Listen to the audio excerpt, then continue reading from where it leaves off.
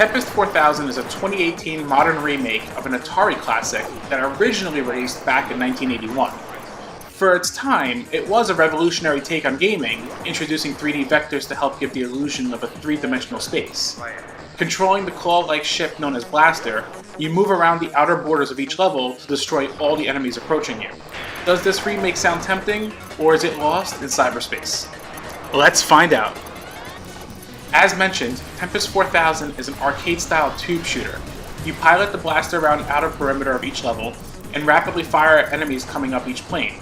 Destroying all the enemies advances you to the next level, and you will repeat this until you reach either the end of the game or run out of lives. The blaster ship can only take a single hit before it explodes, but losing a life will respawn you back into the action.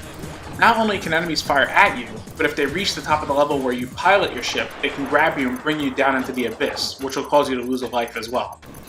It becomes an intense game that keeps you on the edge and is all about keeping your reflexes sharp. Luckily, you also have a super zapper to use when you're in a pinch. This destroys all the enemies currently spawned in the level and can save your life when surrounded. You get access to this once in each level, so timing the use of it is absolutely essential. Destroying enemies will also spawn power-ups that move upward the plane for you to nab.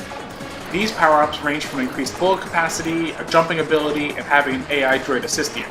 These power-ups are necessities to survival, but they only last for each level. Each level also contains different layouts, whether it be a round tunnel, an oval shape, an L shape, etc. There are over 50 levels to complete, each lasting roughly about a minute or two. There are two modes of play in Tempest 4000, Pure and Survival. Pure mode starts you off with 3 lives, but should you do game over, you can start from any level you left off at. The game does record how many lives you had at the start of the level, so when you go back to the certain levels, it'll have the lives that you started off with at each of those areas. Survival mode starts you with 8 lives, and as the name implies, once you do game over, it's game over, man. It's a retro arcade style game that's mostly about the score. Luckily, there are online leaderboards to try and work your way up on, but that's about where the game modes end for Tempest 4000. It's a simple pick up and play game, but it's not without its issues. First off, controlling the ship around the plane feels a little bit too loose and imprecise initially, and it does take some time to get the hang of. The biggest offense are the bonus rounds, and here's where we actually see the difference between the PS4 and Xbox One version. In between each level, you fly in first-person view through rings, and the screen needs to be absolutely centered for it to register points. Remember back in 2006 when motion controls were forced on games and never really worked? Yeah, well, they forced motion controls for these sequences on the PS4 version, and it barely even registers properly. The X-axis is inverted, but the Y-axis is not, and the dead zone for the motion is extremely large. It's completely imprecise and honestly just an exercise in utter frustration. The Xbox One version, on the other hand, relies on the traditional left analog stick and makes these sequences immensely more playable. In all honesty, between the two versions, the Xbox One controller's somewhat taller analog sticks does make movement a bit tighter in general. However, apparently you can't pause the game on the Xbox One, whereas you can on the PS4. It's these weird inconsistencies between the two versions that just seem odd, but they both could be patched easily. Secondly, there's no multiplayer to speak of at all. The original didn't have simultaneous multiplayer either, but it did have 2-player mode at the very least where you alternate turns.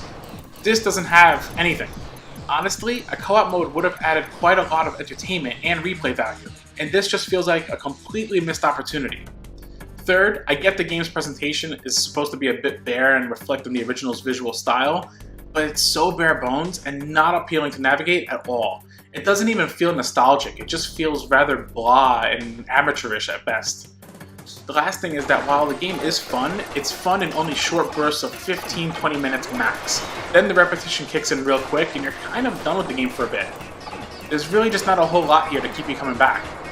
Visually, Tempest 4000 runs at a slick 60 frames per second with vibrant visuals, with particle effects, screen and backdrop effects that all provide for a trippy visual experience. However, while the effects do look neat, this can conflict with seeing enemy fire coming towards you at times and can result in some cheap deaths. The blaster ship animates like a living organism, but the animations seem to slightly conflict at the exchange of some loose controls. On a more positive note, Tempest 4000's best component lies with the game's soundtrack. The fantastic techno soundtrack really captures the action perfectly and really helps with the immersion. Honestly, the soundtrack was the main reason I found myself returning. sound effects also help provide an arcade-like experience. But the sound effects are defaulted to be half the volume of the music, as the music is the star of the show here. But the sound effects that are here, again, they're part of an arcade-like experience, and it actually touches upon some iconic classic Atari sound effects. So in this sense, that's an awesome nostalgia right there. Here's hoping that they actually release a soundtrack CD or maybe even a digital download on iTunes for this soundtrack. It's that good. Overall, Tempest 4000 is an admirable remake of a 27-year-old game. While there have been 2 sequels in between the original and this installment, the core gameplay remains the same, for better or worse. It's a fun arcade-like experience, but there's no denying some of the game's lacking features and issues that hold it back.